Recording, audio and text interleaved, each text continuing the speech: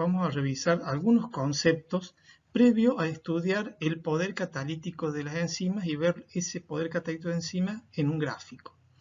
Primero que todo vamos a recordar los conceptos de lo que es la reacción química y el equilibrio químico. Por ejemplo, en una reacción química tenemos que A más B da C más D y C más D da A más B. Cuando la velocidad de transformación de A más B para dar C y D es igual a la velocidad de reacción de C más D para dar A más B, se alcanza lo que se denomina el equilibrio químico. En toda reacción química o bioquímica, que sería el caso, siempre hay alguna transformación en la molécula. Por un lado, cambia la energía que tiene esa molécula y por otro lado, cambia la estructura de la molécula. Vamos a ver algunos aspectos energéticos y algunos aspectos cinéticos. Con respecto a los aspectos energéticos, vamos a hablar de lo que es la energía libre. Una molécula, por ejemplo un sustrato, tiene una determinada energía libre, capacidad de liberar una cierta cantidad de energía, y de esa cantidad de energía que puede liberar, solo una pequeña parte es útil para realizar un trabajo. Esa pequeña parte es lo que se denomina energía libre de Gibbs, por eso se le asigna la letra G. La forma de medir esa energía es en kilocalorías barra mol. Tenemos también lo que se denomina el delta G. El delta G es la diferencia de energía libre del producto menos la energía libre del sustrato. Si la energía libre del producto es menor a la energía libre del sustrato, entonces el delta G va a tener un valor negativo. En ese caso, la reacción libera energía y se dice que es una reacción exergónica.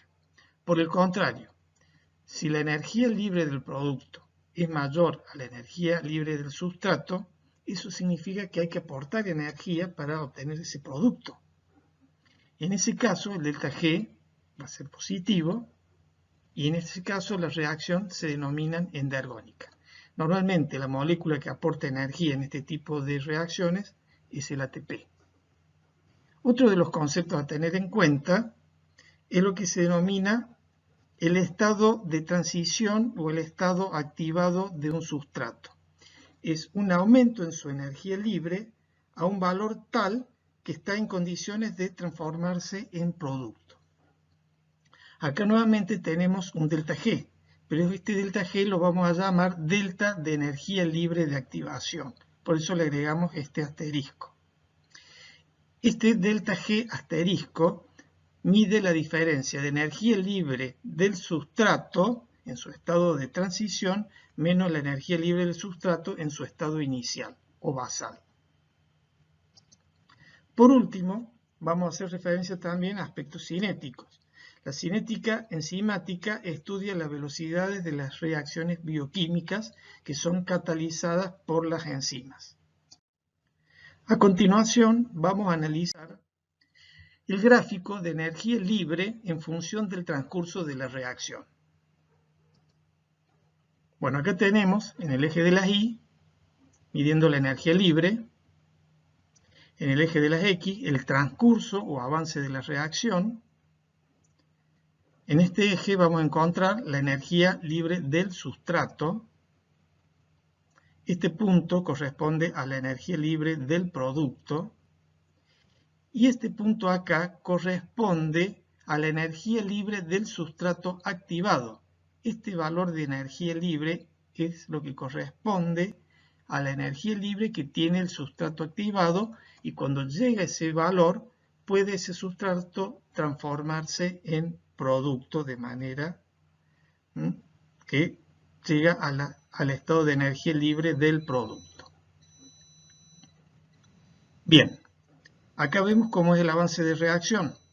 Aumenta la energía libre del sustrato, llega a su estado de transición y se transforma en producto. Encontramos en este gráfico dos delta G. Son los que mencionamos en la transparencia anterior. Por un lado, tenemos el delta de energía libre, que es la diferencia entre la energía libre del producto menos la energía libre del sustrato. Por lo tanto, este delta G es negativo y esta reacción es hexaergónica y puede ocurrir de manera espontánea. El otro delta G es el delta G asterisco, que corresponde a la diferencia entre la energía libre de activación del sustrato menos la energía libre del sustrato. Es decir, la cantidad de energía que debe adquirir ese sustrato para poder transformarse en producto. En el siguiente gráfico vamos a ver qué pasa cuando agregamos la enzima. ¿Ven? Acá tenemos la línea que analizamos en el gráfico anterior. Como ustedes pueden ver, la energía libre de activación, la energía libre del sustrato y la del producto son las mismas. La energía libre del sustrato activado también es la misma. Cuando interviene una enzima, se forma el complejo enzima-sustrato y lo que hace ese complejo enzima-sustrato es disminuir la energía libre de activación. Por lo tanto, el delta G asterisco en presencia de enzima es mucho menor. ¿Qué ventaja le da esto? Que al ser menor este salto energético que tienen que dar las moléculas, es mayor la cantidad de moléculas que se puede transformar en producto en la unidad del tiempo. Por lo tanto, ahí estamos viendo la función que tiene la enzima en su poder catalítico. Acelera la velocidad de reacción. En la siguiente transparencia, bueno, acá simplemente les muestro el concepto de lo que es, digamos, lo que produce la presencia de enzima con respecto al aumentar la velocidad de reacción. En la siguiente diapositiva, como ustedes pueden ver, vamos a hablar un poco de lo que es la cinética enzimática, la velocidad de reacción y los factores que pueden modificar la actividad de la enzima. Uno de ellos es la concentración de sustrato. Para eso les presentamos este gráfico, en donde tenemos la velocidad de reacción de una enzima en función de la concentración de sustrato. Como ustedes pueden ver, a medida que aumenta la concentración de sustrato, la velocidad de reacción va aumentando, tiene la forma de una parábola. Llega un momento que comienza a disminuir esa velocidad de reacción hasta que se hace constante y se alcanza lo que se denomina una velocidad máxima. Bien, ¿qué otro elemento tenemos que analizar en este gráfico? Bueno, acá tenemos lo que se denomina el Km y acá tenemos un punto que corresponde a la mitad de la velocidad máxima. En ese punto donde se encuentra la mitad de la velocidad máxima, en donde todavía esta curva tiene un desplazamiento lineal, si bajamos y encontramos la concentración de sustrato que le corresponde, estaríamos en lo que se denomina el Km de la enzima. Ese valor de Km es constante. Siempre que se mantengan las condiciones de reacción y la concentración de enzima, hablando de condiciones de reacción al pH de la solución, la temperatura, el valor de Km es siempre el mismo, por eso es una constante. Las personas, los autores que describieron esta constante fueron Michaelis y Menten, por eso se denomina constante de Michaelis y Menten, Km. Bueno, para terminar de redondear esta idea, acá tenemos la definición de lo que es la velocidad máxima. Este punto que tenemos acá, cuando la velocidad se hace constante, y ese punto es cuando se saturan los sitios activos de la enzima, de las enzimas presentes en el medio de reacción. Es porque ha aumentado tanto la concentración de sustrato que el tiempo que le estamos dando reacción, todos los sitios activos están ocupados procesando sustrato. Y acá le damos la definición de Km, en donde decimos que esta constante de Michaelis-Menten es la concentración de sustrato necesaria para alcanzar la mitad de la velocidad máxima. Otros factores que pueden modificar la actividad de una enzima son, por ejemplo, la temperatura. A continuación, ustedes pueden ver estos gráficos, donde van a ver acá la actividad enzimática y acá las distintas temperaturas. Hay dos enzimas distintas, una enzima típica de mamífero, donde su temperatura óptima es alrededor de los 37 grados, y una de una bacteria termófila que está acostumbrada, digamos, a vivir en ambientes de altas temperaturas. Esta parte de acá corresponde al valor óptimo de actividad enzimática. Ustedes pueden ver que a bajas temperaturas la actividad es mínima o nula, por ejemplo 0 grados.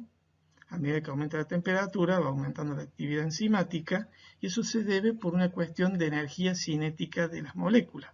Aumenta el movimiento de las moléculas y la posibilidad de interacción. Cuando la temperatura pasa a determinados valores, la proteína, la enzima, comienza a desnaturalizarse. ¿Qué significa desnaturalizar? Que se rompen las estructuras terciarias, secundarias, cuaternarias también. Se modifica el sitio activo y pierde esa afinidad para interaccionar con el sustrato. En la siguiente transparencia vamos a ver cómo afecta el pH la actividad de una enzima.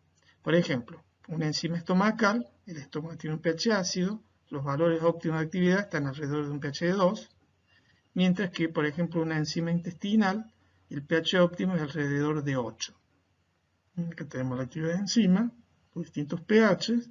Ustedes pueden ver cómo, alejándose del valor óptimo, disminuye la actividad de la enzima.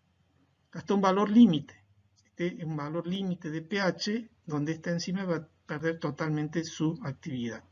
¿A qué se debe esta disminución de actividad a medida que nos alejamos de los valores óptimos? Se debe a que al cambiar el pH van cambiando las cargas de las proteínas de la enzima, va cambiando su estructura y al modificarse su estructura se modifica el sitio activo y ese sitio activo pierde afinidad por el sustrato.